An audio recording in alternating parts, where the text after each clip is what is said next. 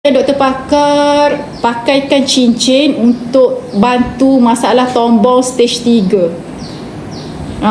Sebab ramai kan orang Melayu, orang Malaysia tak nak pembedahan. Jadi doktor pakar pasangkan cincin untuk angkat rahim dia.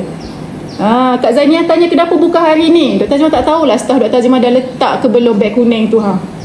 Apa setengah pagi esok sempat tak kalau angkat beg kuning hari ni, tak tahu sempat ke tak. Anything you all boleh message TikTok Dr. Azimah lah kalau berminat message je TikTok Dr. Azimah bagi yang nak join kelas. Kita buat kelas tu.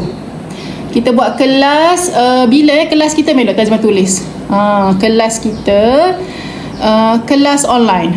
Kelas online kita hari Ahad ni boleh join kelas. Siapa yang berminat boleh join kelas, message je TikTok Dr. Azimah tu. Siapa yang nak join 16 hari bulan 5. Okey, boleh join kelas 2 hingga 4:30 petang. Nak join